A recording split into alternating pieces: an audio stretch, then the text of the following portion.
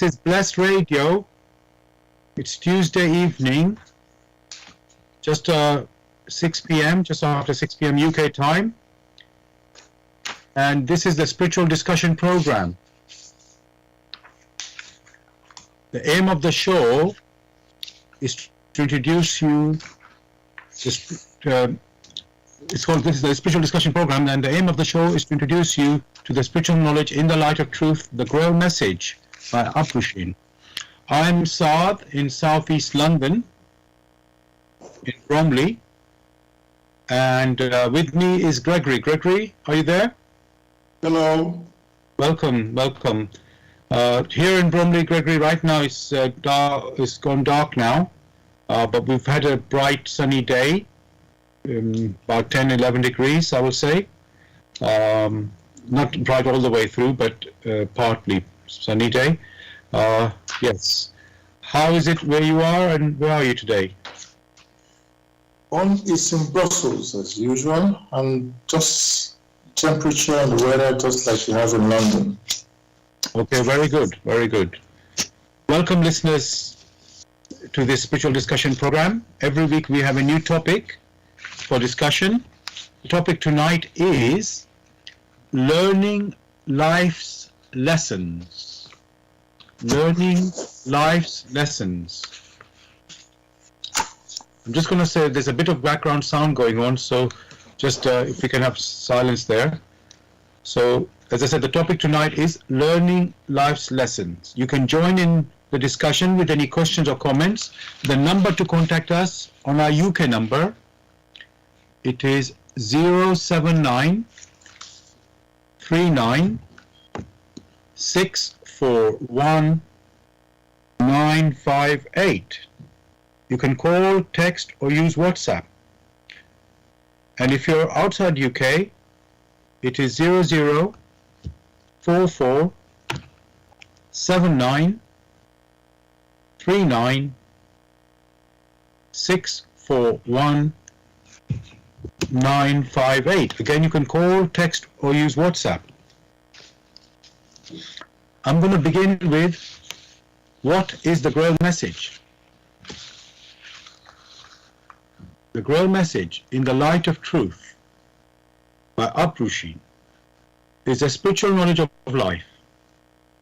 It offers an explanation of the world, a picture of creation on the basis of natural laws. Its lectures contain valuable basic elements as a help in life. For through the knowledge mediated, the reader is again brought closer to life and led back to God. The Grail message deals with important fundamental questions of life by explaining in a clear and logical way the automatic working of the laws of nature, the whole weaving of creation, allowing every process to be recognized and thereby the purpose of our whole life. It is directed at the individual and speaks to the innate experiences of the human being, their strengths and weaknesses. Thus, every reader has the opportunity to discover through the intuitive perception if what is stated is the truth. Combining with matter-of-fact reasoning, a complete world picture arises, where there is no separation between the visible world and the great world beyond the five senses, nor any separation between scientific and religious striving for knowledge. I'd like to give you a couple of quotes from the author of the Grail message, Abrushin. The hearer and reader of my lectures should always work within himself, keenly probing and building bridges from one lecture to the other, as well as out into the great and small world happenings. Only then will he be able to understand the Grail message and find that it gradually shapes itself into one complete whole, without leaving any gaps. Again and again, in all the happening, the reader will come back to the basic features. He can explain everything without having to change even one single sentence. The word of the Grail message lives so that it permits only those people who really carry the honest desire in their souls to find abundantly. All else is automatically rejected by it. For the arrogant and those who seek superficially, the message will remain the book with 7 seals. And I'd like to give you one more quote from the author. I wish to fill the gaps which have so far always remained unanswered in the souls of men, and which never leave any serious thinker in peace if he earnestly seeks for the truth. Dear listeners, just to remind you again, the topic we're discussing tonight, it is learning life's lessons. Learning life's lessons. You can join in the program with any comments or questions on our UK number, which is 07939 641 958. You can call, text, or use WhatsApp. And if you're outside of UK, the number is 0044 79 39 641 958. You can call, text, or use WhatsApp. Gregory, it's a very interesting topic. The topic we have picked today, learning life's lessons. And at first I was thinking, do I need to go in the dictionary to explain what the words mean, because they're so straightforward. But I just thought, let me do it anyway. And we can always, accept or reject or modify whatever we find in the dictionary. So, as appropriate for the discussion. So I looked up the word learn as the first word. It says in dictionary, gain or acquire knowledge of or skill in something by study, experience, or being taught. And they give example of they started learning French.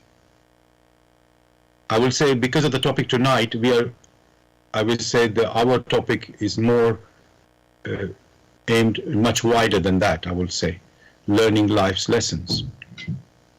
So just to repeat that, the word learn, the meaning of the word learn in the dictionary says gain or acquire knowledge of or skill in something by study, experience, or being taught. Greg, can I ask you about this meaning? Is that like suitable or not suitable, but satisfactory for our discussion in the meaning of the word learn? Actually, you gave an example along the line which was tied to, say, learning French or learning a language. Is that correct? That's the example in the dictionary. They always give, with a meaning, they always give a sentence with this example. On the framework we intend to use, the word language or learning a language is most appropriate.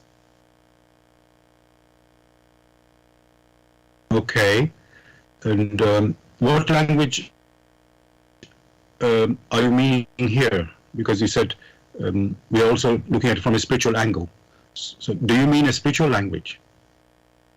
When the expression language is used, it means there is a communication. Language is basically structural communication. That means there is an exchange. Basically, you yourself use learning life's, what's it titled again? Lessons. That's the topic. Lessons. Learning life's lessons. Yeah, and in that particular scenario which you mentioned, life that we are referring to is not the everyday trivialities, but life or living, which not only deals with what happens here in our immediate environment, but also hereafter. It is those lessons that are to be referred to in this particular scenario. Thank you for that. You sort of preempted me from the next word, life, the meaning I was going to give, but I would say, since you have already described what you mean by life, I think I won't bother to give the dictionary meaning. And the next part of the title, Gregory, is lessons. Again, in the dictionary, it tells us a period of learning or teaching. And they give example of an advanced lesson in maths. Again, it seems to be studying, it's to do with studying here. So the meaning of lesson is, they give a second meaning, but that's very biblical. So I thought it's not appropriate of what we are talking here. So the lesson in the dictionary meaning of lesson given here is a period of learning or teaching. Is that, again, appropriate in our discussion for tonight? As with everything, unless one has an intuitive picture, the real meaning will not dawn on the personality.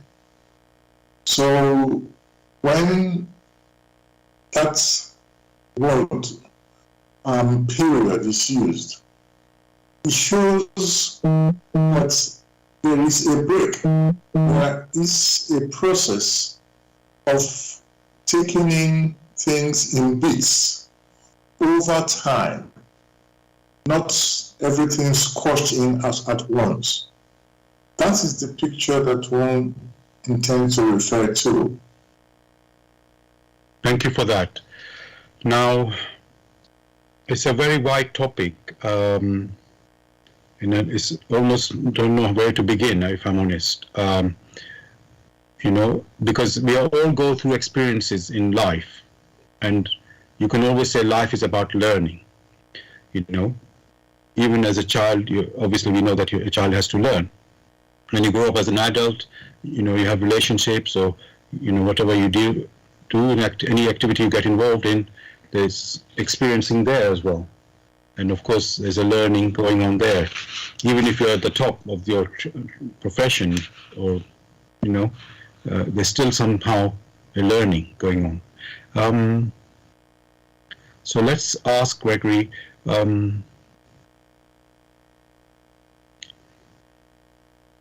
In this context of learning,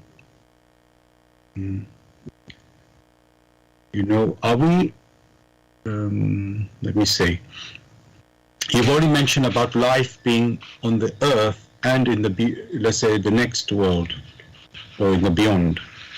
So let's concentrate on the earth for the moment.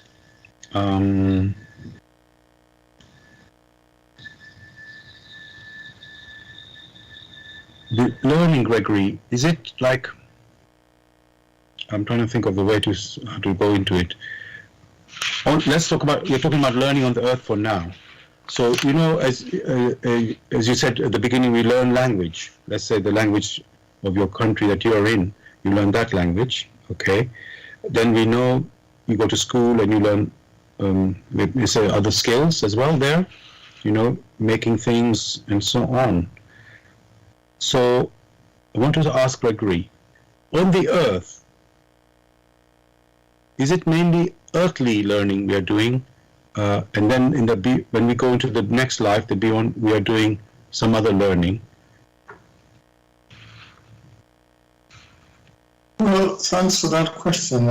Now one has to struggle to be able to frame these questions. But what is key here, as usual, one must have an intuitive picture of what language is.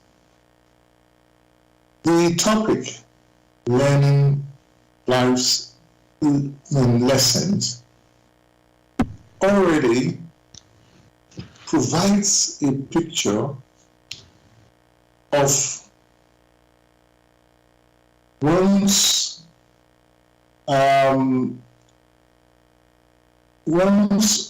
starting point from a particular state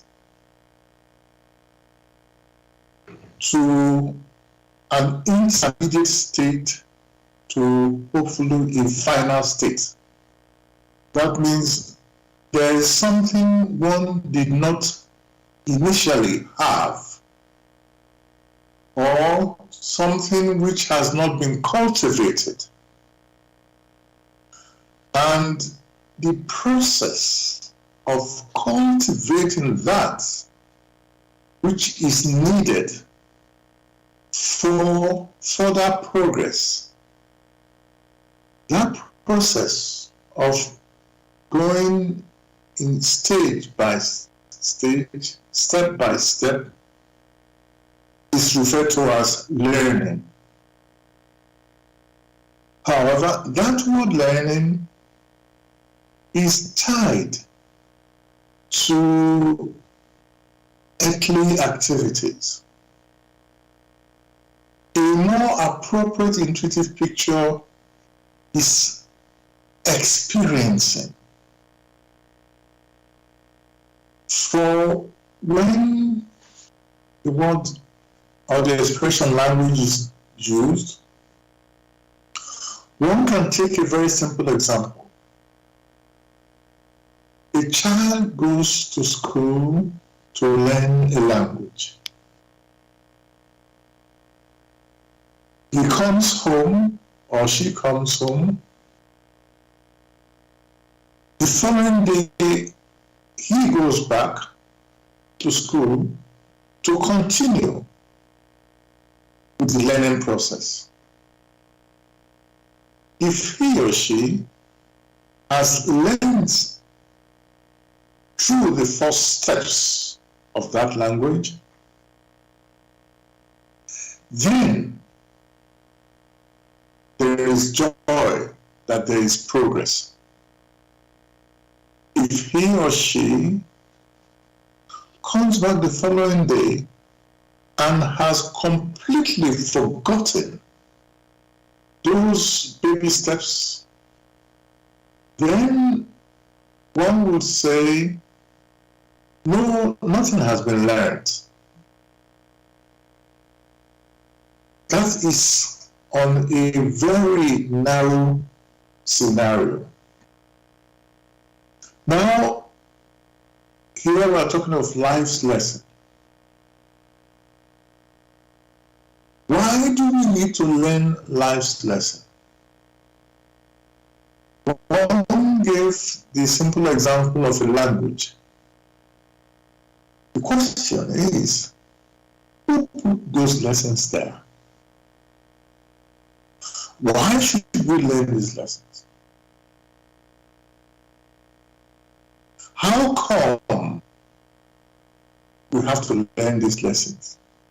And what is the process of learning, or to use it more precisely, experiencing? For one, No, carry on. For one to learn or to experience the lessons that accrue from life,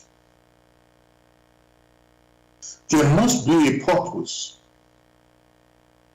It is that purpose that we need to look into and see how to go about it, and in the final analysis, what will be the benefits of learning lives, or the challenges that has come our way, the so-called lessons.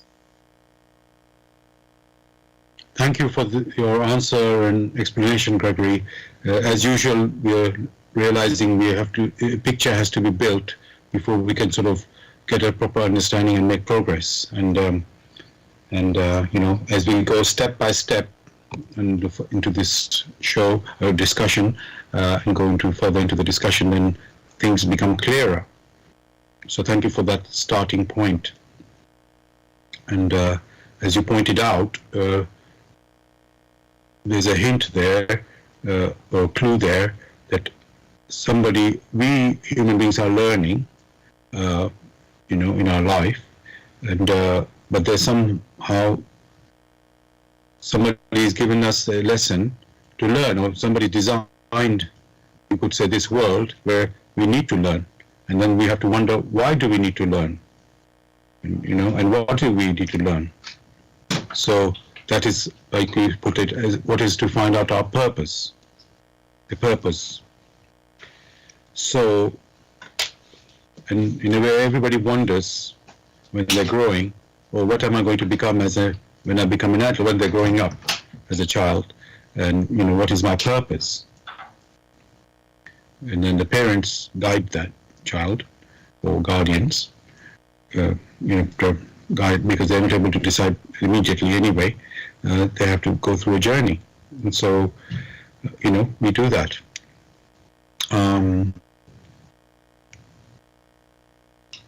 So now we're talking about learning life's lessons. So in other words, we want to know, what is the purpose of life, or our life? So I was going to wait to ask this question, but I think I will just go there. So what is our purpose of our life as human beings? Very clearly,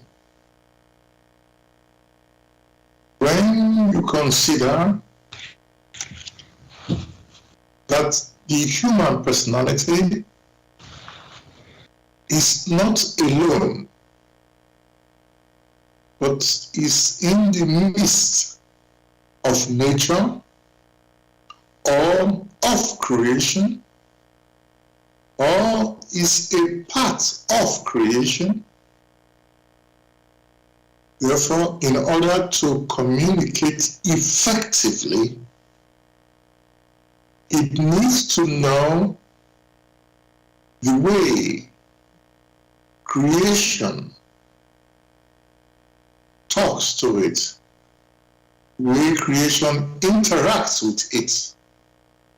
By it, the human personality or the human germ, for whenever the need is there to learn a language, which language we already mentioned is structural communication.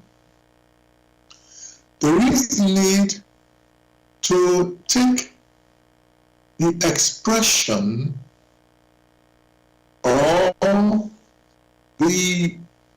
what one refer to the little building blocks which is used in forming this language, which then become a structure. In that particular case, there is the need to first internalize these building blocks, to know how to arrange or rearrange them such that one is able to communicate with the outside. By the outside, that means not only within himself, but also others who, like himself, are in creation, so that he's able to understand the operations of creation. So the key is the language, which language is what nature, is what creation speaks to it. Therefore, the need is there to become a useful tool.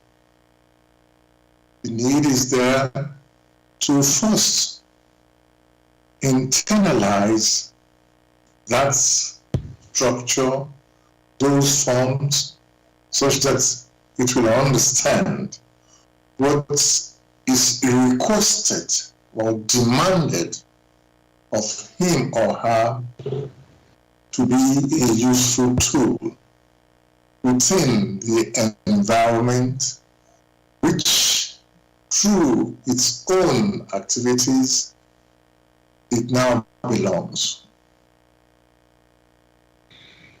Thank you again, Gregory, for your answer. You told us about we are meant to learn the language, structured language, and normally, as a child, you learn from your parents or from the school. But then I'm wondering, who is teaching their parents, and where did the parents, okay, you could say the parents learn from their parents and so on. But in the end, how did that first person learn, if I can say that way? Where did they get, obviously people have been around for thousands of years here on this earth, so we can always say, oh, we've always learned from the one before us. But in a way, each person is, obviously as a child, is learning from scratch. So what I'm going to ask Gregory is, how did I don't know how to put it, how the first person learned, how did the, initial person, if I can say, learn to learn, if there wasn't a teacher for that person, how did they learn? Because let's say we go to school, and although it sounds, we might think in history, oh, they've been around all the time, but you start wondering, especially when we're talking about life, Gregory, certain things you don't go learn at school. If you're a farmer, I'm sure at least in the 1,000 years ago or so, I don't think they went to a school to learn how to farm. They learned from their parents and something. So just want to know, in life, since we are talking about life's lessons, how do we learn that? Is it, this language? That is a pertinent question. How do we learn life's language? When one takes into consideration the example you just gave, considering that there must be a teacher, either in the case of a school or in the case of at home parents. But you also mentioned the case of a farmer who first learns through experience to observe the happenings in nature.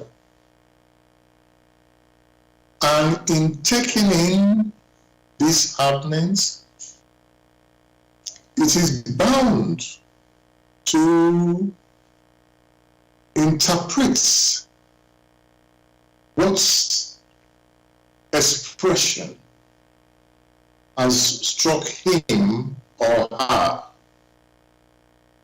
These expressions, which have hit them from the outside, awakens within them an impression. That impression becomes the intuitive impression or intuitive perception. Therefore, one can already see that there are two parts. That which is learned externally, which then triggers and intuitive perception, which intuitive perception is what the inner personality needs in order to understand what must have happened on the outside. The human personality itself is of spirit, and the tool it uses to learn this language, to be able to understand the structure of nature, the structure of creation, which structure is assimilated in humility, which structure is taken in bits, not all at once. That is what it needs. For before long, it is able to know that when you trigger in something in creation, there is reciprocity. For in creation, motion is a law, which law has always been there. So it knows for it to be able to experience, he himself must be in motion, in movement. Only through that is it able to absorb so much impression. The faster the motion, the more it's able to absorb. So that becomes the first lesson.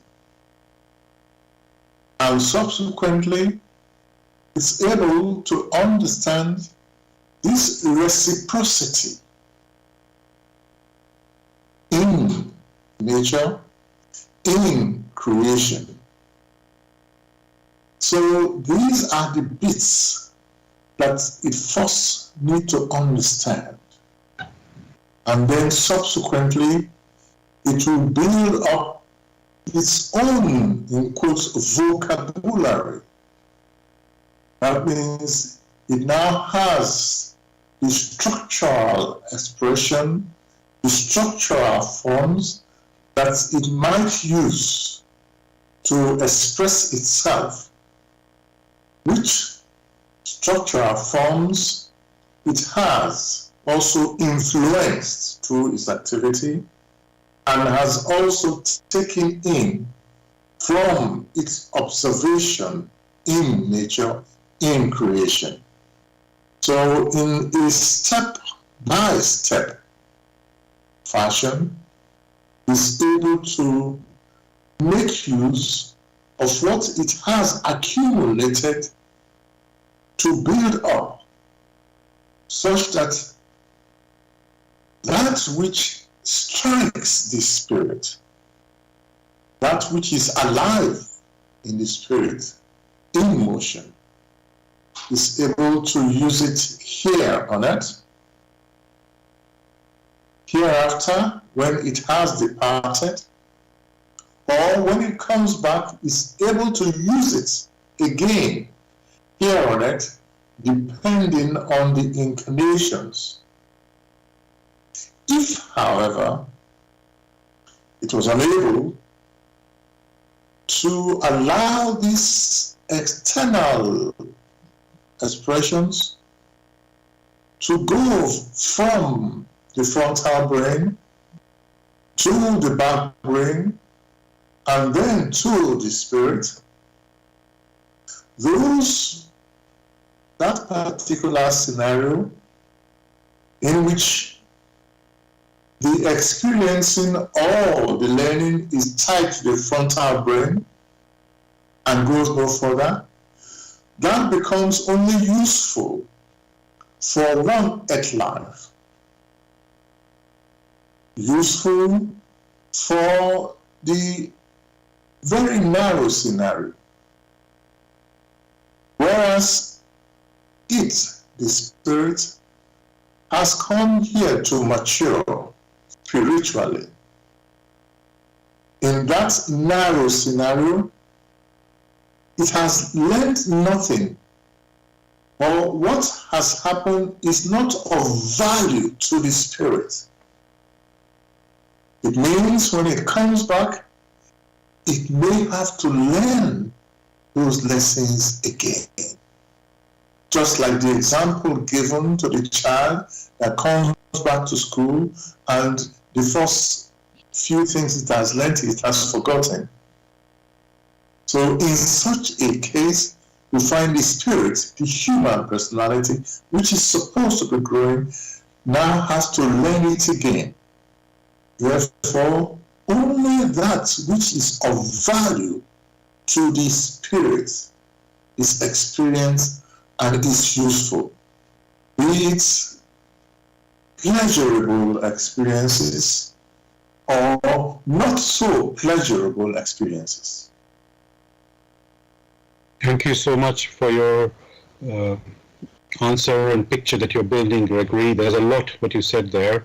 I'm going to try and just pick some points from that, and I won't ask any question just now. I just want to talk what you've said there. You mentioned like you could say two aspects or two types of learning we're doing.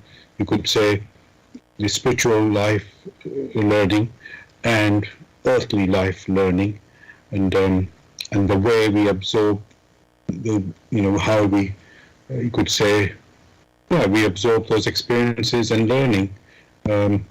How you give a picture of that, without the uses of our brain, the frontal brain and the back brain, and so you can see this life. I don't want to say it's complex, but it has many facets that we need to gain experience in or learn. So yes, we just have to develop ourselves to become aware of all of this learning and experiencing we have to do, to progress. I won't say more now. Just want to tell listeners, you're listening to Bless Radio. It's a Tuesday evening spiritual discussion program from 6 p.m. to 8 p.m. UK time. The aim of the show is to introduce you to the spiritual knowledge in the light of truth, the Grail message by Uprusheen. If you are interested in knowing more about the Grail message or want to get a copy of the Grail message for yourself, you can go to this website, which is www.grailmessage.com. I'll spell that. www.grail, Grail, message, MESSAGE.com. And the topic we're discussing tonight is learning life's lessons. Learning life's lessons. You're welcome to join us with any questions or comments. You can contact us on our UK number, which is 079 39 641 958. You can call, text, or use WhatsApp. And if you're outside of UK, it is 0044 79 39 641 958. Again, you can call, text, or use WhatsApp. Also, I would like to let you know we are broadcasting on Bless Radio 1, the number 1.com. Also, we are broadcasting on YouTube.com. Go to youtube.com and type in the search box Bless Radio 1, again the number 1, space, live stream. That's for the live show. You can listen to the recording of the show the next day. Again, go to youtube.com and type in the search box Bless Radio 1, space, Grail message, space, the topic of the show, which tonight is learning life's lessons. And of course, you can listen to our previous shows there as well. And another place we are broadcasting from is zeno.fm/blessradio1. Zeno is ZENO.FM/blessradio1, the number 1. Gregory, this topic is so interesting and so widely varying. We talked about learning, experiencing, and really you said we always should be looking at the intuitive meaning or understanding of what we are discussing. It is the spiritual discussion program, and it's the intuition that is the tool or the way we can see things spiritually, let's say. Now, and we've talked about teachers, teaching us in whatever it is, language that we're discussing. It can be earthly things, it can be other non-earthly things, and we're talking about learning about life or lessons of life.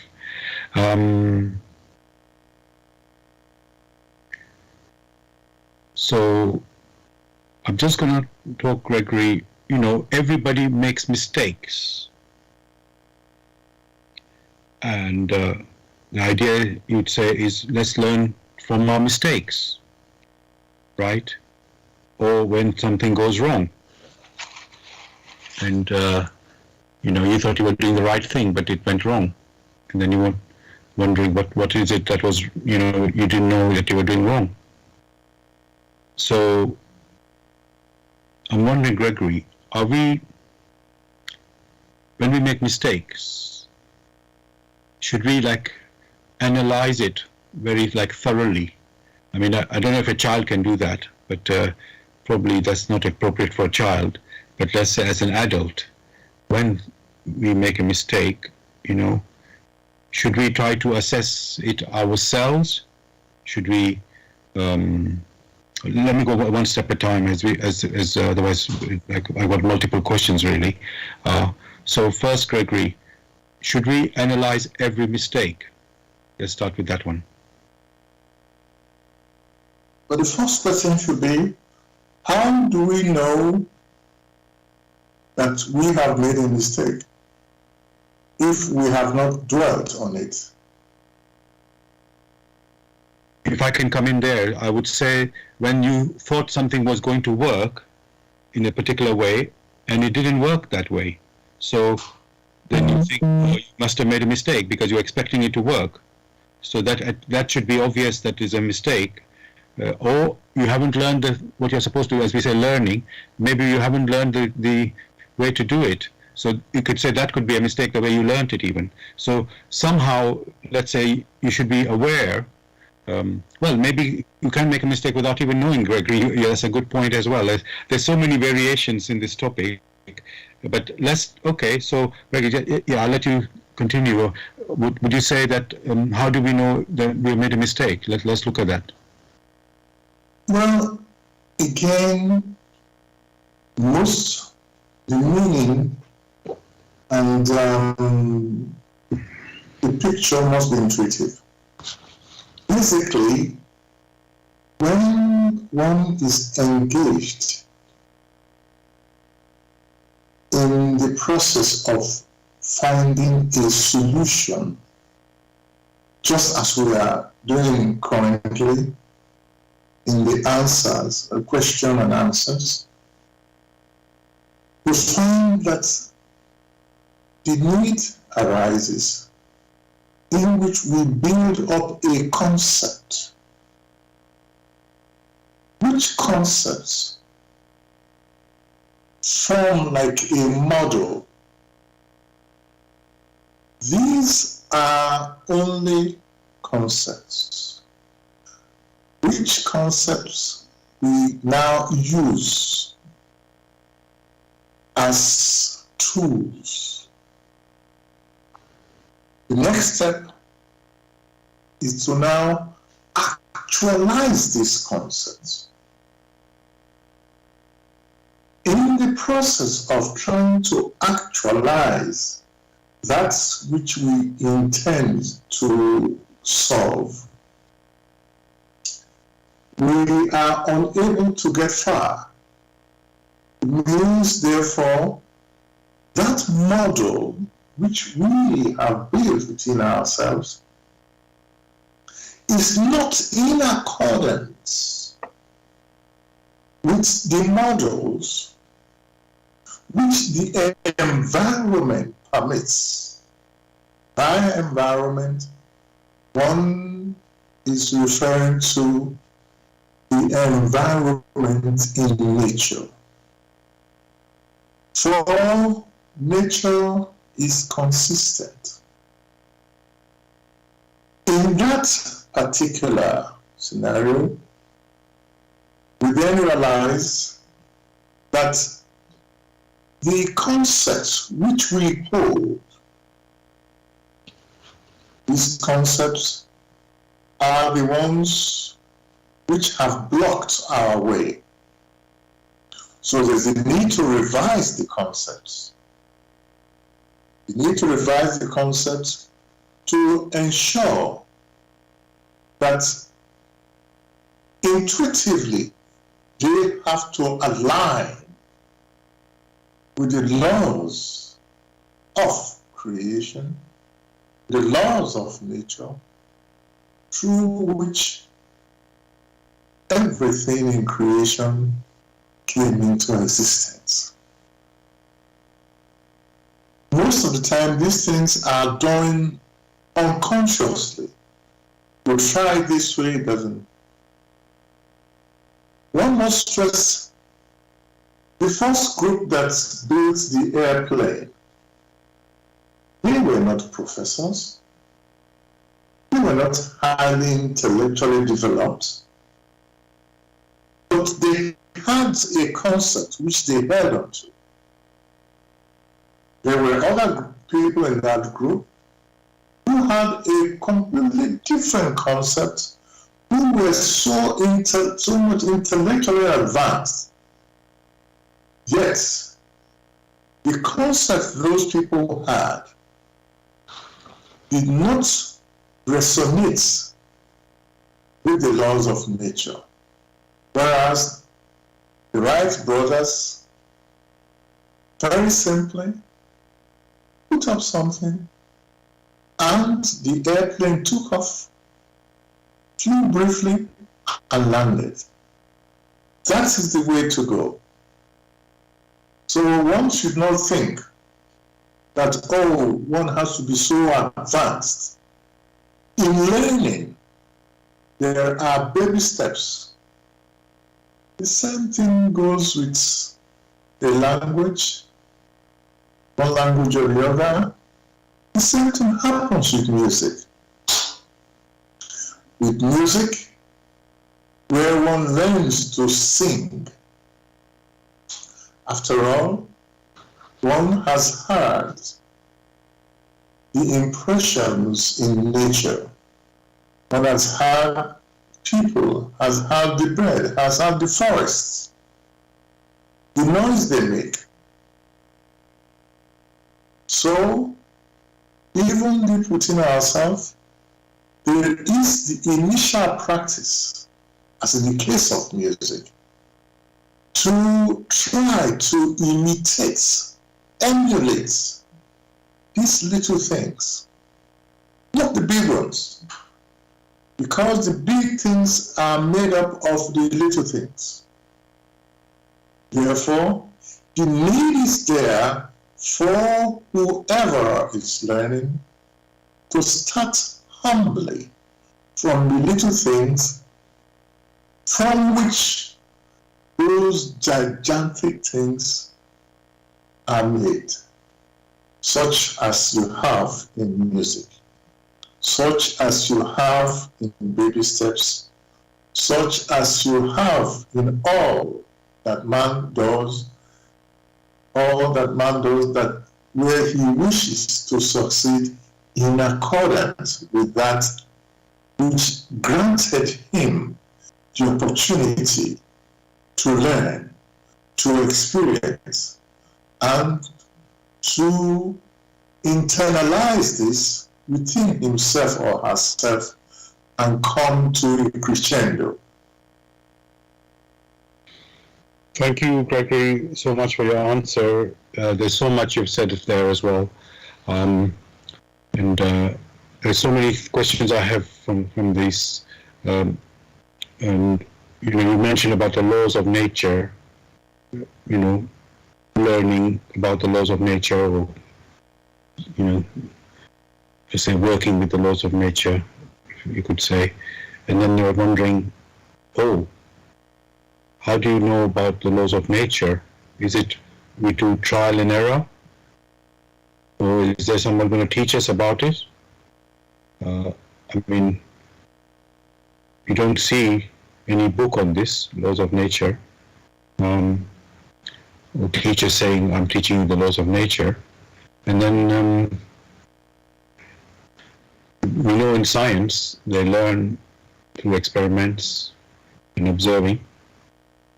And then you're thinking, the laws of nature, are they also the laws of science? So, life is all about learning. That's what we are clearly realizing in this topic. So my question then, Gregory, the previous question was about making mistakes. And then the first thing is to know what is a mistake. And then, what do we do once we realize that? So question on this, Gregory.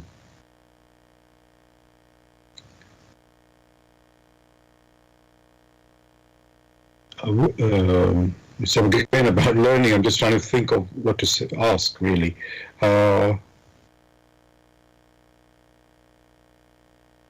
Is it a trial and error, Gregory, that how we learn? Or do we have guidance that we have to tune into somehow? Because, as I say, sometimes they don't have books on these things, and you might not even find a teacher, maybe. Especially if, let's say, about flying, you talked about flying, nobody said, well, actually, Gregory, just thinking about it, what I'm saying, do we observe, because a baby, he copies his parents or what he sees around him.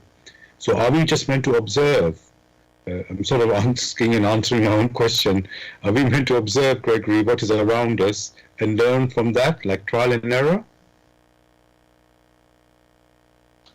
The expression trial and error produces a very wrong picture. A wrong picture because it doesn't give any impression that things are ordered. No one teaches another person how to breathe. So when you're talking of a baby or you're talking of an adult, automatically in nature they know they have to breathe if they must be here on earth.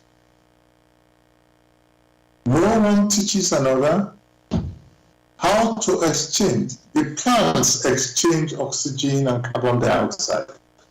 That is automatic. The animals too. Did anyone teach them this? There is a big difference between the plants, the animals, and the human personality. That difference, although can be seen in the outward form, but is in the inner character, the core of which is spirit.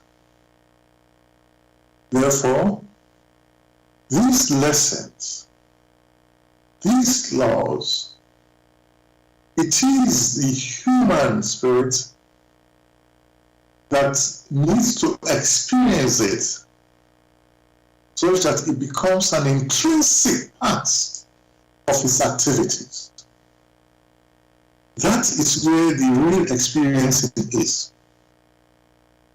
The human intellect, which only holds these impressions or expressions or the outer expressions, can only do that for a brief period. The lessons which one derives, which one should learn, the spiritual lessons, which in strict language is the life lessons we are talking about. The lessons are the cultivation of the talents which have been sown or which are embedded within the human spirit. These talents are already there, but they have to come to maturity. Only when they come to maturity can one say that the tools which are fully required to understand the swinging of nature, the swinging of creation, have been internalized. One cannot call a driving lesson that you're a lesson where you learn to play poker or to drive furiously your car. One cannot call that a spiritual lesson. For one should not be expecting to find cars to be driven in the non-earthly. Or one should not say, oh, I have learned the lesson on how to eat my meals, and I will take that and proceed towards the spiritual kingdom where I'll be eating my local meals. Such concept is distorted. So the real experiencing is that which has been hammered into the human spirit to awaken those talents which are within it. In the process of awakening these talents, one then understands the language which creation, which nature speaks to it, which is expressed as the laws of nature, as the laws of creation. In order to be of help to the human personality in a more concentrated form, the work in the light of truth, which talks about light, of substantiality, light of life itself, of power itself, which pulsates and drives into motion all that exists, or all that precipitated from it. That's on the right hand side. Or on the left hand, here one has the truth, wisdom. Therefore, in this concentrated form as presented in the work in the light of truth, the human personality is granted the opportunity to awake from its slumber, to understand what creation is all about, to know its task in creation, in nature, what it's supposed to do and how it is supposed to do it. That is the life lesson that the human spirit needs to know. Only then can it say it is free. For only him or her who understands these laws, which swing in wisdom and in love, only him or her who understands how to use this is free. Thank you so much, Gregory, for your answer there. There's a lot what you said in there.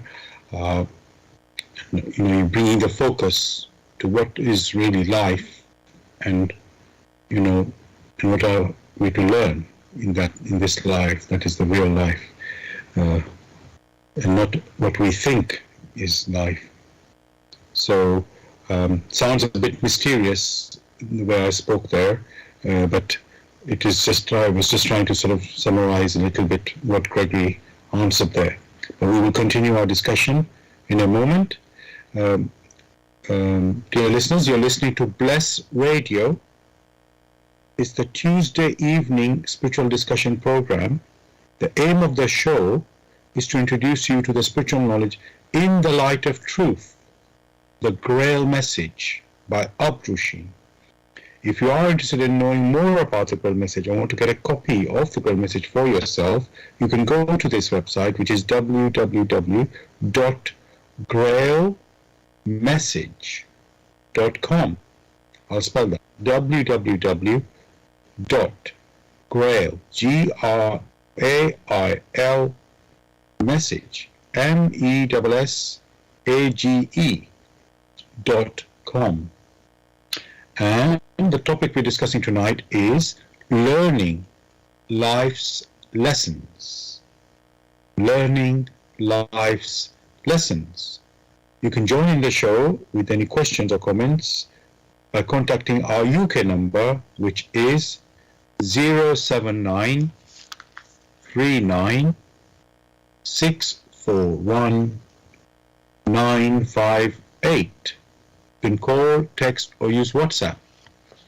And if you're outside of UK, it is 0044 79 39 641 958. You can call, text, or use WhatsApp. And we are broadcasting on Bless Radio 1, the number 1. BlessRadio1.com. Also, we are broadcasting on YouTube. Go to youtube.com and type in the search box Bless Radio 1, again the number 1, space live stream. That is for the live show. You can listen to the recording of this show again on YouTube. Go to youtube.com and type in the search box Bless Radio 1, the number 1, space Grail message, space the topic of the show, which tonight is learning life's lessons. And of course, you can also listen to our previous shows. And we are also broadcasting on zeno.fm/Bless Radio 1. Zeno is ZENO.FM/Bless Radio 1, the number 1. Now, we've been talking about experiences, spiritual experiences. That is what life is about, what our human life is about. Some people might just take the word spiritual and think, well, that's maybe not be clear what that means. You've made it clear already, Gregory. We're not talking about the earthly, mundane experiences, eating, or you could say, you say the things that you can do on the earth, but not in the other things which you cannot do, let's say, in the beyond, in the next life, you can say that way. So, and the real thing is about learning life's lessons. So eating, you can imagine, what will it help you when you learn to eat? It can feed you, but will it help you for more than that? You know, in your life, let's say. It only gets you so far. Yes, you need to eat, but it's not the end all of your life's purpose. We have already said that at the beginning as well. So we are looking to find what is of benefit to us spiritually, and so the lessons we can learn, spiritual lessons we can learn. Now, Gregory, we already talked about mistakes earlier. Let's say, Gregory, we've heard of suffering, and you could call it suffering, earthly suffering in the sense of people starving. It could be suffering in the sense of relationships where they break down, and it's very painful when they break down, and you're wondering, oh, what did I do wrong? Or, the people, I don't know, maybe people starving may not think they've done anything wrong, but they're wondering why it's happening to me, and so these questions arises for people, and they wonder why. So, and in a way that's a spur to want to learn, so Gregory, what can I say? Is suffering the way, let's say the best way to learn spiritual lessons? Because it seems we go deeper than, well, I cannot say for every case, but let's say it makes you ask deeper questions when people are, suffering. I'm sort of questioning myself, Gregory, when I ask this question, because I'm wondering, does it apply to every human being? Everybody's a different person, and some people may think deeper, some may just say, no, I just want to get out of this problem. How can I do it? So let's just focus on the spiritual, because it's a spiritual program. Gregory, is suffering, you could say, is suffering let's say the best way to learn about spiritual life, let me say that way? When we use the word suffering, what it means basically is to go through experiences which do not seem pleasant. Otherwise, if it is pleasant, we don't call it suffering. So it is the so-called unpleasant experiences which one classifies or categorizes as suffering.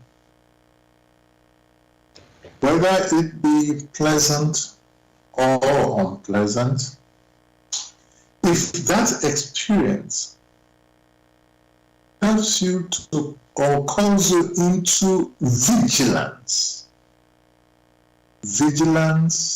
intellectually, vigilance in the earthly, vigilance in the non-earthly, by using one's intuitive perceptions to examine promptly, vigilance in the form of alertness, then the human personality, which is of spirit, benefits greatly. For that particular experience becomes of value. If, on the other hand, that unpleasant experience, which one calls suffering, if that experience does not get back to the spirit, then it has been a waste, for the spirit did not share of it. the spirit, or it was not of value to the spirit, it therefore means here or hereafter or here again, should such a scenario repeat itself, because the personality lacks the necessary experience, it would not know how to respond to it. Therefore, it is necessary for the human spirit to experience all that comes its ways, pleasant or unpleasant.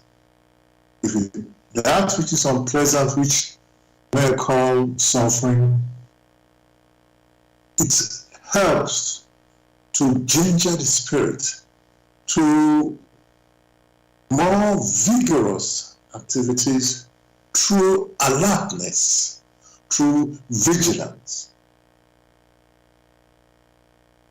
Thank you for this answer, Gregory. I'm just thinking, I know you said it doesn't have to be suffering where which needs you to, learn from your experiences. Now, and yes, that's true. You can say that. Maybe if you were to put a certain number, nobody can really put a percentage, but you could just say, okay, some people, let's say many people seem to need the tough experiences to wake them up to alertness, as you're saying, or vigilance, and others are maybe already quite vigilant. And so what I'm wondering, Gregory,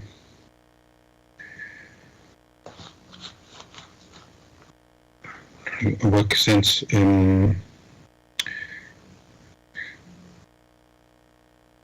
those who are vigilant, let's say, are they more capable in, I'm trying to see, what's the issue there that they can be more vigilant and others are not vigilant, so vigilant. Yes, Gregory, is there some characteristic or ability, because every human being is different, so those who are, in quotes, successful in, let's say, in being vigilant and being, good in experience, having, let's say, even quick or really, learning life lessons quickly, let's say that, because I don't think there's anybody who can say they never made a mistake in their life. It's, so some are, let's say, better in being successful and others are less so. So is there something, Gregory, within that, let's say, some human beings, they're already gifted and others are not so gifted? Because somebody might be, like I said, suffering, and they say, oh no, other people, when they observe others as well, why they're not suffering and I am suffering, and they're wondering, oh, maybe he's born in the good circumstances, and so, things were better for that person, and in my case, I wasn't so fortunate in my circumstances. So is there some quality, like inner ability, that somebody is more vigilant and more successful and others are less so? The sad story is that you always have people comparing themselves to others, and in that case, that which they themselves need to do in order to ensure that they're able to perceive very quickly, that ability is suppressed. Many a time, it is how one has cultivated, how one has responded to the external challenges that helps to some extent to open his or her intuitive perceiving. In this regard, that personality who, say, through unpleasant experiences, which one may refer to as suffering, has learned to open up very quickly at that particular time and holds on to it. And in due course, with further experiences, is able to deal with this very quickly, swiftly, intelligently. Then it is said, oh, that person is very gifted. What many have not realized is along the line, here or before in a past life, it has gone through experiences, pleasant or unpleasant, that has helped it to weave its paths, which paths have now brought it back here in creation, here on earth, and has placed him in a place, in a state where it continues to improve on that which it has built before. One should not ignore one's task and envy another.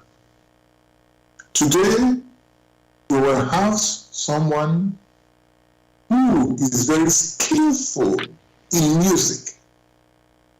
How many people have gone to study music, have a degree, say, say, going from primary school, they learnt music, to secondary, to A levels, and then they went had degree in music, all the different degrees in music, and then they are playing music. Very few, if at all. Those who played in music, particularly the pop music, always started very, very simply. That which is in them, they have given expressions to it. And they have fought diligently, courageously, skillfully, and albeit in humility, to build these structures, to respond to it themselves, and have been able, either through dance, as in the arts, or through construction of music, produce that which reigns within us and brings us much joy and happiness. So, when we then turn around, we say, oh, he's gifted. Of course he's gifted. So is everyone gifted. For creation is well ordered. Of the human spirit, the gifts are there. It is how they themselves, through their activities, have used it. That is the difference you find. Therefore, let no man envy another. For there is no one who has not been granted the opportunity to develop itself. Thank you so much, Gregory, for your answer. I'm just wondering, Gregory, so far we've been discussing, it's like each person has to learn themselves. Yes, they can learn through others, things as well, but it's experiencing, we've said, and it's like you learn by yourself. So what I want to ask, Gregory, we know there are many spiritual teachings or teachers that have come over, let's say, thousands of years. Let's say Jesus and many other messengers have come to the earth. What is the need for them if we are meant to, how we've been talking up to now is that we can learn by ourselves, it seems, through experiencing. Why would these other teachers have been sent? yes, um, and with their message, they would come with the message. So, what is the point of that? The human personality cannot of itself overlook the whole picture, but within a definite category can have a good idea of the local laws that it needs at that particular time. At the beginning, when the human spirit left its origin in the paradise of man as an unconscious spirit gem, that particular human spirit gem traversed through the animistic realm into the world of matter. In the world of matter, we have the ethereal with so many subdivisions, and then we have the world of gross matter. In the process of awakening, just like you will have when the child goes to school, it learns the simple expressions,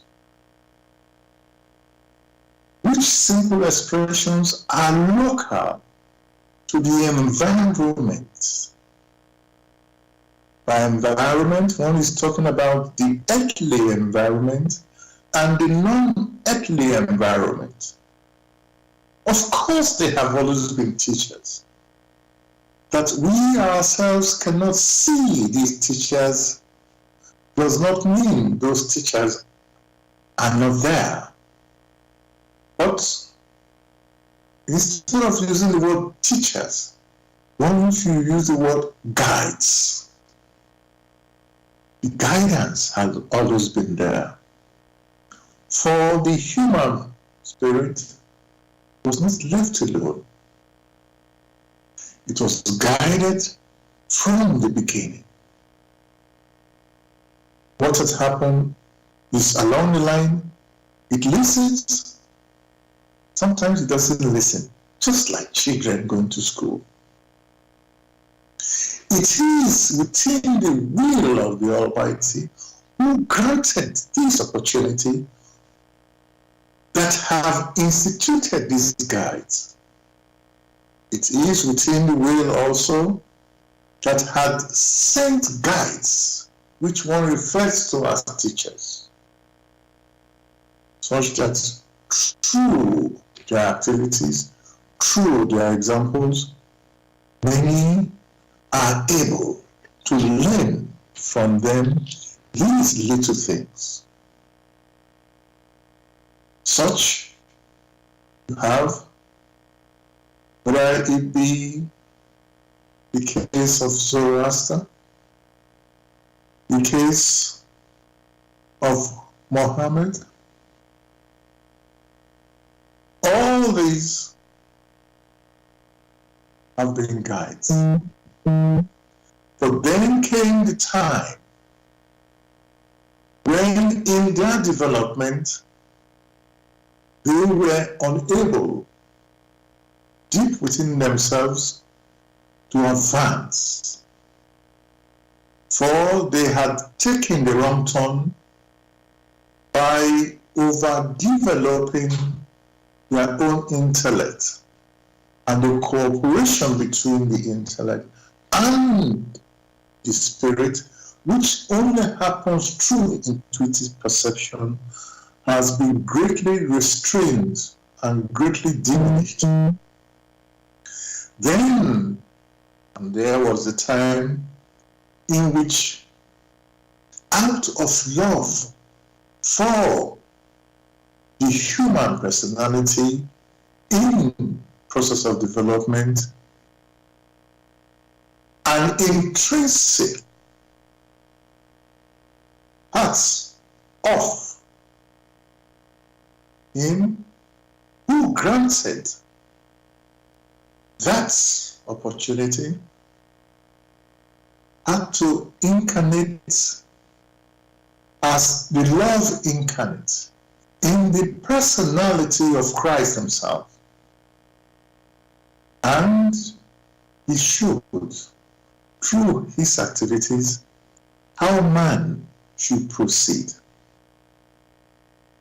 Through these activities, which were concentrated in, for instance, the Lord's Prayer,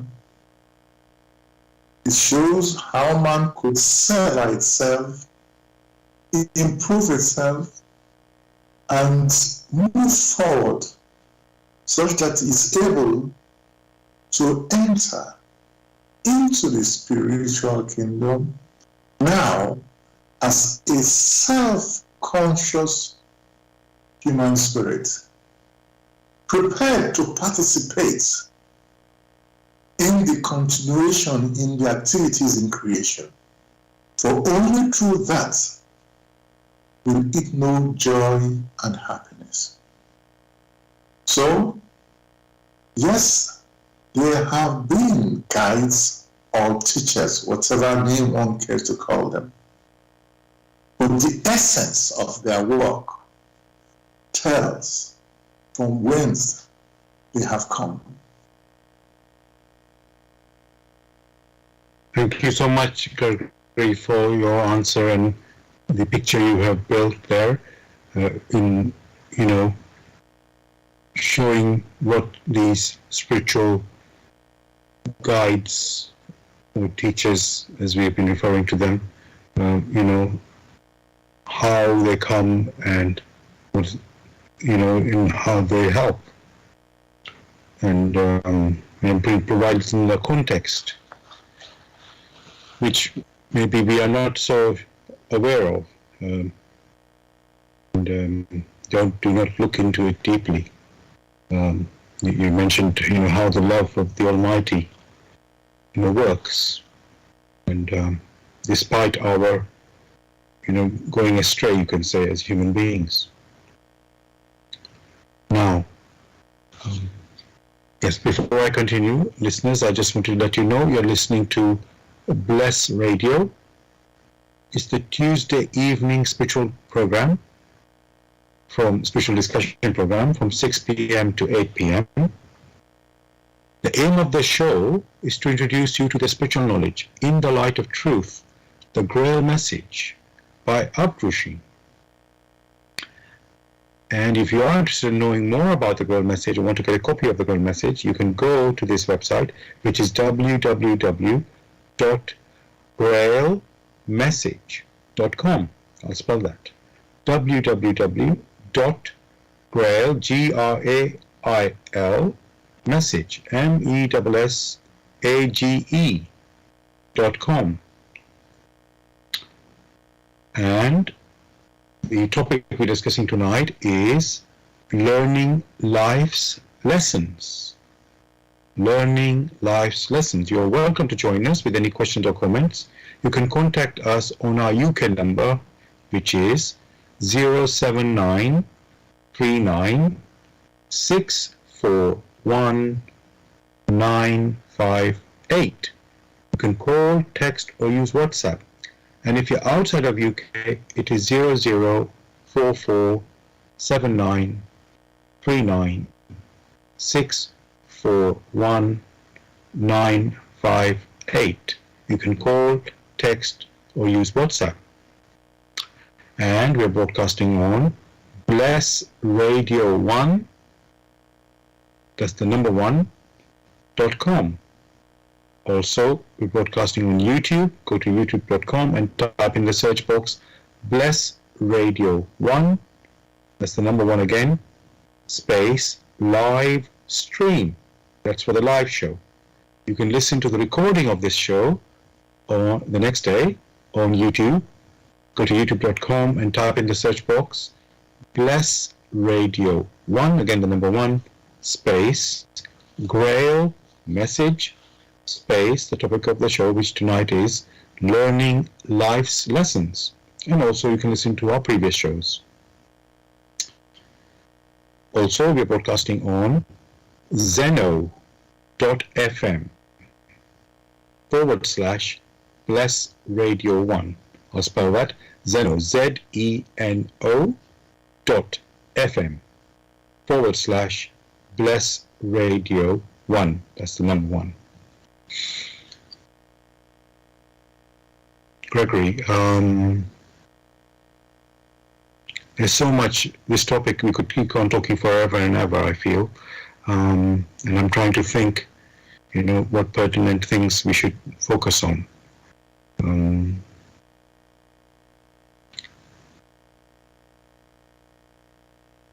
First of all, Gregory, I know you've said that we all have been given gifts as human beings. So, you can't look at another person and say, oh, he's more talented than me, so that's why he's more successful than me and I'm like this. No, everybody has been blessed with talent. Just we need to apply ourselves. So, but we are, let's say, all different. It's not even about somebody being more successful. They have people with different character, people with different level of understanding, you can say, and just different types of people, you can say.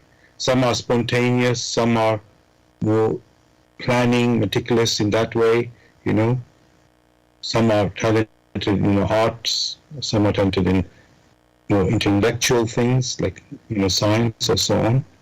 So we have this variety of people. And then, Gregory, we have to live together, work together, and sometimes we have to do a joint task together in a team. So,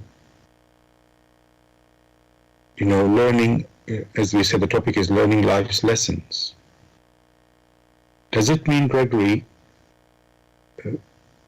when we work with some people in a particular activity, can we have, or is it a good idea, let's say, to have the variety of, you could say, not talent, but characters or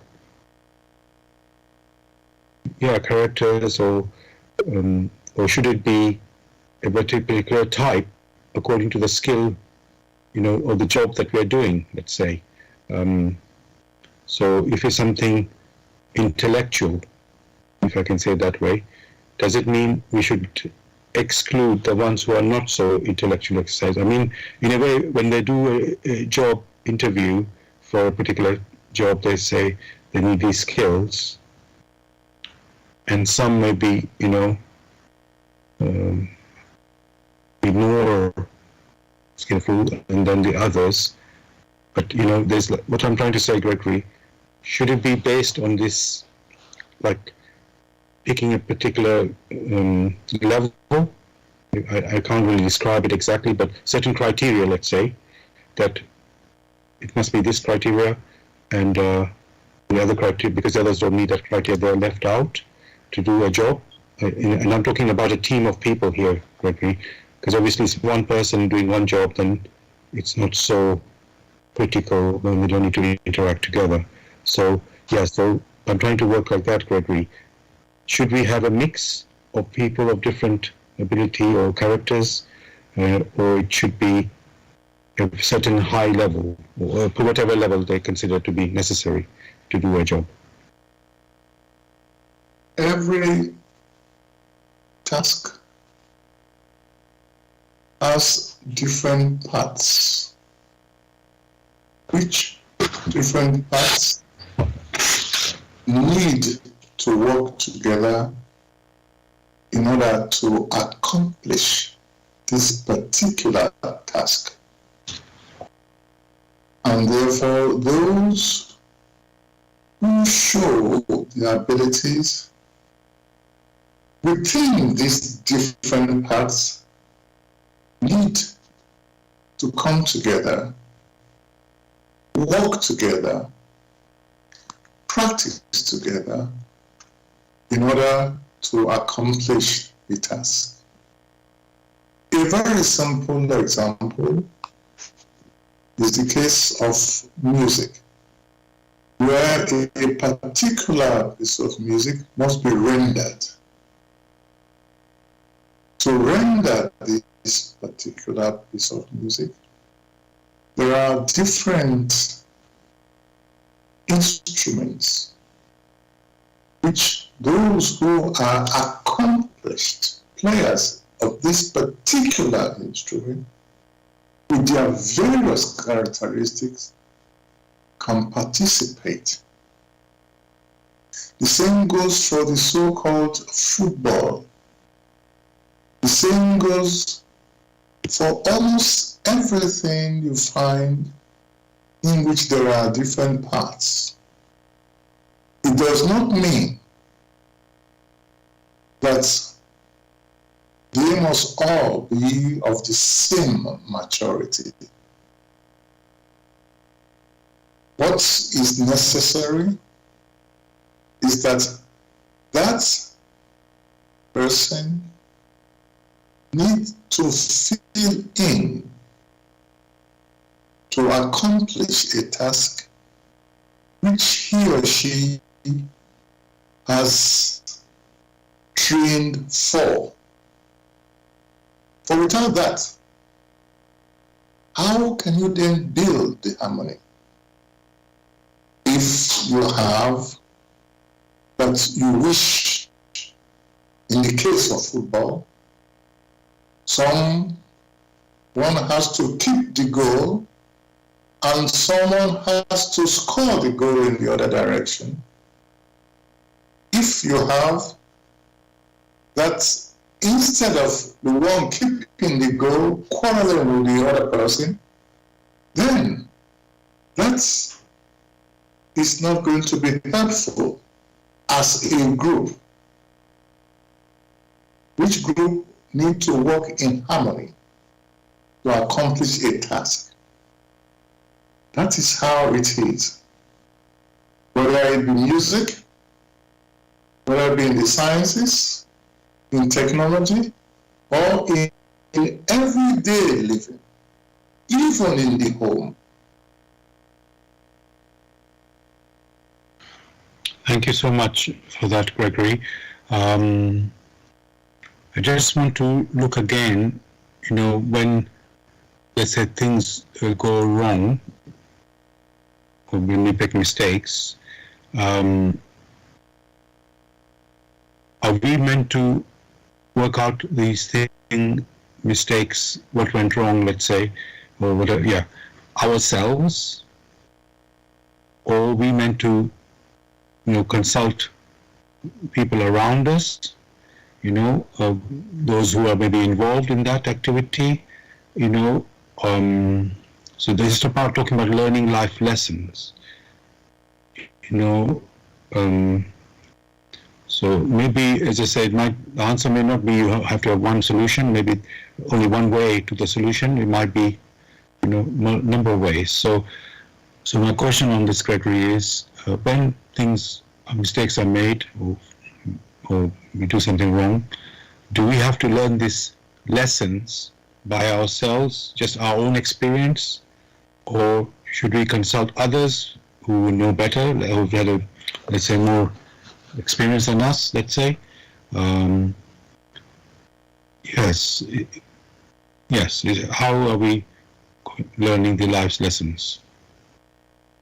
The life lessons that we have always talked about are the spiritual life lessons.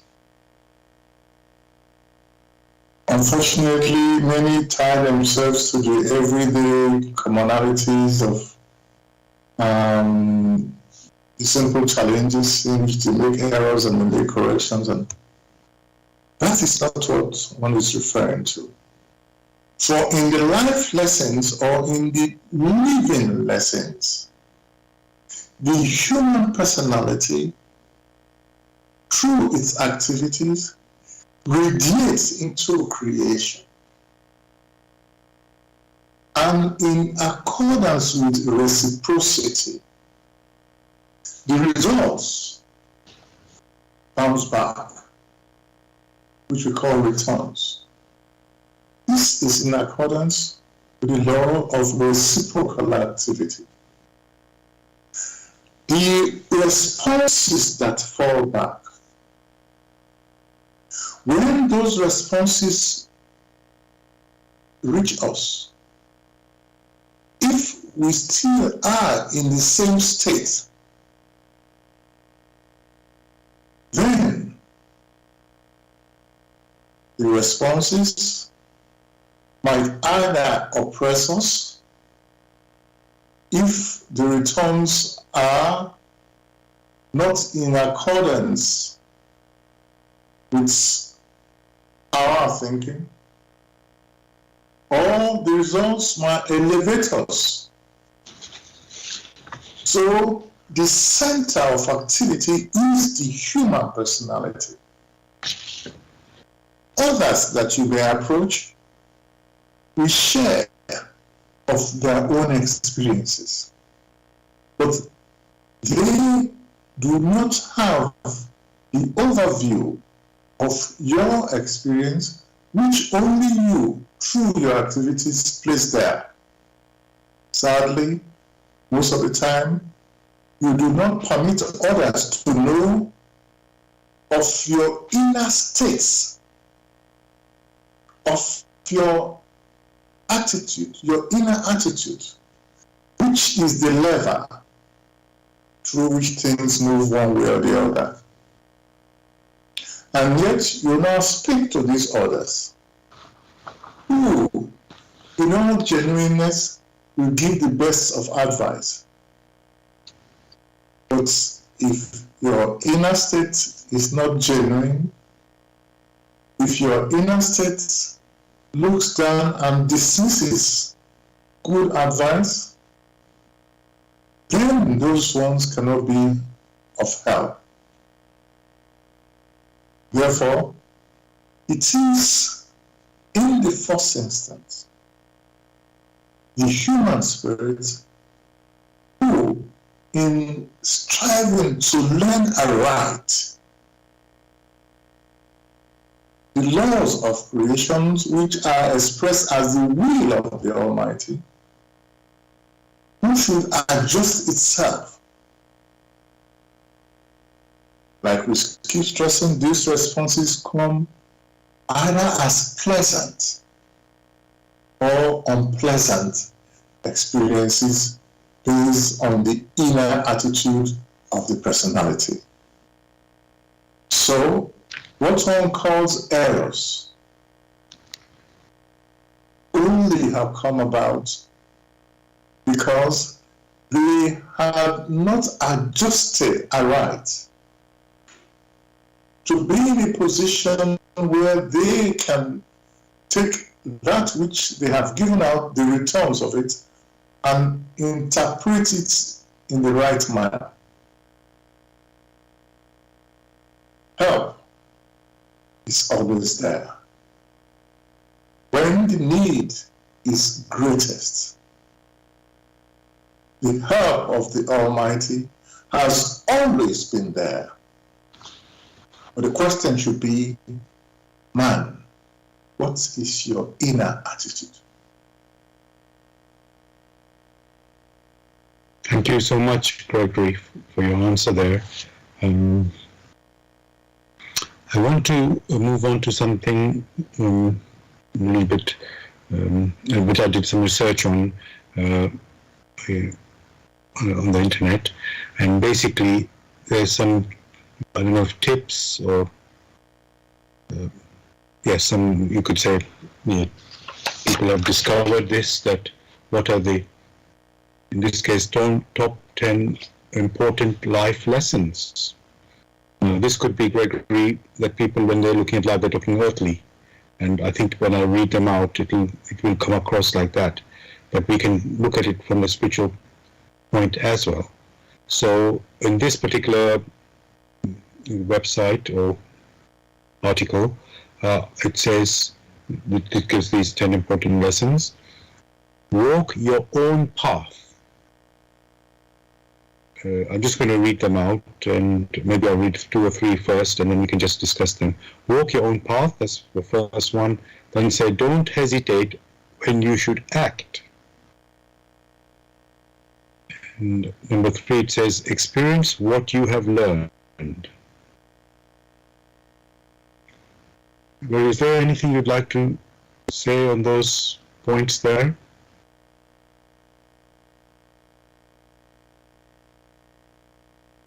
You're on mute, Gregory. Can you hear me now? Yes, I can hear you. What you have just mentioned are only paths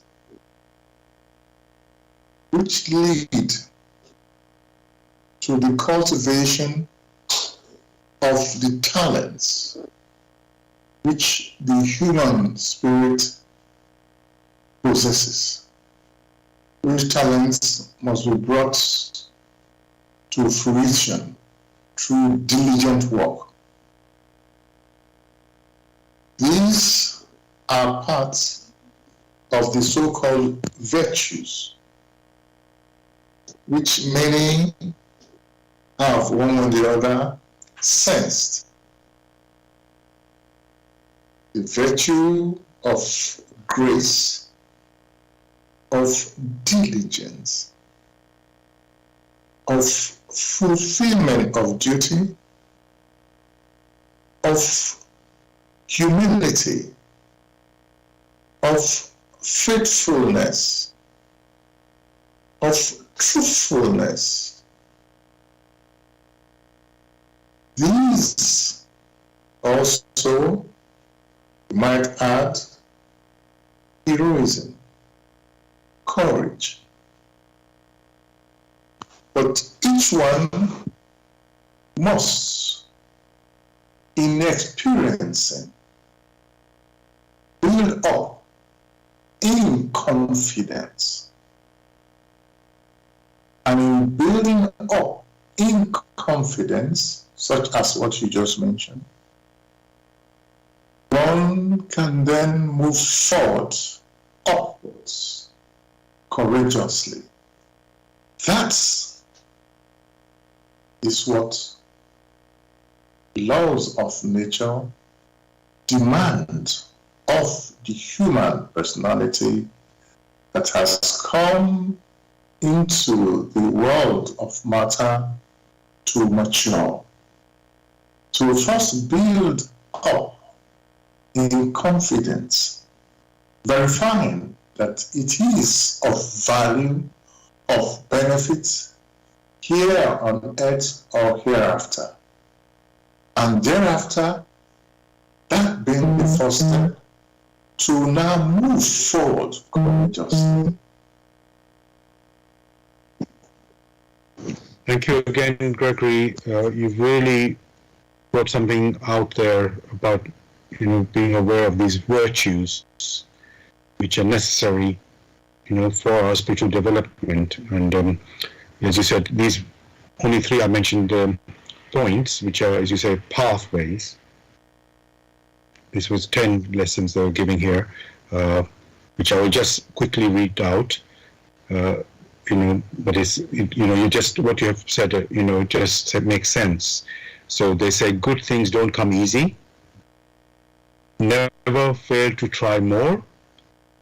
Take care of your health early. You could say that's maybe earthly there. Make every moment count. Live and let live. Be flexible with your goals. And this is a bit of science here. For every action, there's an equal and opposite reaction. I'm not quite sure what is meant to be there. That is basically a scientific law. I'm not quite sure how that is meant to be taken in a spiritual sense there. But I guess it's about taking action. And so I don't know about the equal and opposite part of it, because I would say, Gregory, when we do good, we don't expect to get evil. So I don't think that's what is meant in this explanation up to point. But what I'll do now, Gregory, I just also want to point something out from the Grail message, some lesson. I don't know, maybe I should leave that till the end. I think I will do that. There is something, Gregory, also I want to read a section from the Grail message. Just trying to see if it is really in context with what we've been talking about. It's always very difficult to read a section when it covers quite a few things. So I'm just trying to see how I can make it, just read the bit that is appropriate for us today. So this is from the lecture Awake. And it says, I'll just read it as from this point onwards. It says, therefore, become spiritual, free from all earthly thoughts, and then you will possess the truth.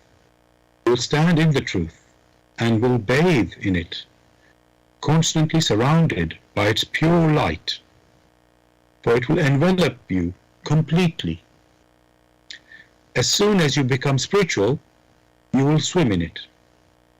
Then you need no longer study so painstakingly what science has to offer, nor need you fear errors, but you will already have the answer to every question in the truth itself. Moreover, you will no longer have any questions, because without thinking, you will know all things, will embrace all things, because your spirit will live in the pure light, in the truth. Therefore, become spiritually free. Burst all the fetters that hold you down. If obstacles present themselves, welcome them joyfully, for they show you the way to freedom and strength. Look upon them as gifts from which you will benefit, and you will overcome them with ease. Either such obstacles are put in your way to teach and to develop you, in which case you add to the means of your ascent, or they are the reaction to some debt you have incurred, which you can redeem in this way, and thus free yourselves. In either case, they help you to advance. Therefore, set out to meet them with a bold heart. It is for your own good. It is foolish to talk of reverses of fortune or of trials. Every conflict and every sorrow means progress. Men are thus offered the chance to dispel the shadows of former misdeeds, for not a single farthing can be remitted to the individual, because here also the cycle of the eternal laws in the universe is inflexible. The creative Father Will reveals himself in them, and thereby forgives us and dispels all darkness. So clearly and wisely is everything arranged that the minutest swerving from this would have to plunge the world into ruins. Gregory, this I've just read, everybody, I've just section, the lecture Awake, in the Grail message in light of it was very appropriate, the discussion tonight. And Gregory, you know, I mentioned, you could say, some tips or lessons, important lessons, which I found on the internet, but I also found some in the Grail message, some, you could say, very appropriate, obviously, for the lecture tonight, which is learning life's lessons. So these are the lessons I can say, these are few. I don't say this is all the lessons, I think the lessons can be endless, actually. So this one I want to read, Gregory, and this is how we came to the title of tonight's discussion, which is, this is coming from, again, a lecture in the Grail message titled, Ask, and it shall be given unto you. And it says, if you begin your day with truly heartfelt gratitude to God, and if you finish it with an equally heartfelt gratitude for the lesson you have learned on this day through experiencing, you live well. So, again, listeners, this is about gratitude, an important lesson, I will say, that is offered to us in the Grail message. And I want to just mention a few more, which I'm just going to say them in a short way. So another one is live in the present. Third one, I would say, I can say, again from the Grail message, it says, keep the hearth of your thoughts pure.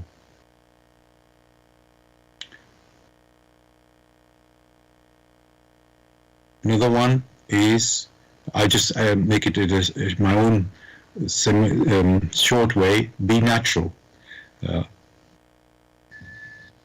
And in the Grail message we are given, it says, be truly alive in the wonderful creation of your God. And lastly,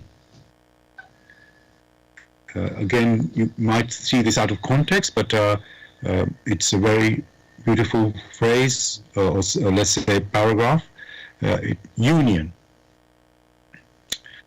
Do not pass over this lightly, but try to become absorbed in the concept, in the concept that maturity and perfection are achieved through union.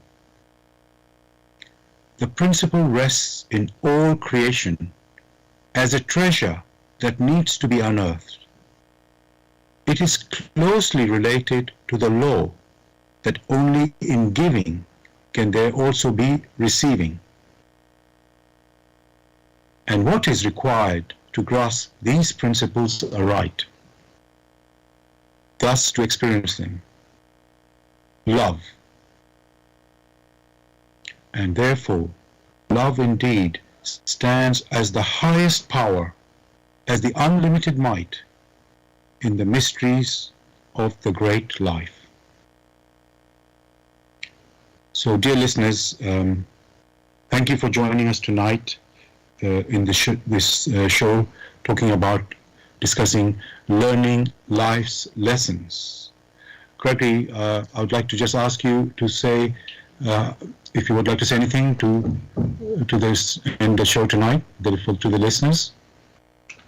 Well, just wishing everybody a beautiful week, and hopefully, if there are any questions, they can send those questions in, which will be examined in the light of truth. Thank you for that. Very quickly, listeners, just to let you know, if you are interested in knowing the Grail message or getting a copy of the Grail message, you can go to this website, which is www.grailmessage.com. I'll spell that, www.grail, Grail, message, message.com. Have a great week, everyone. We'll be back again next week, Tuesday as usual, 6 p.m. to 8 p.m. with another topic. God bless. Good night.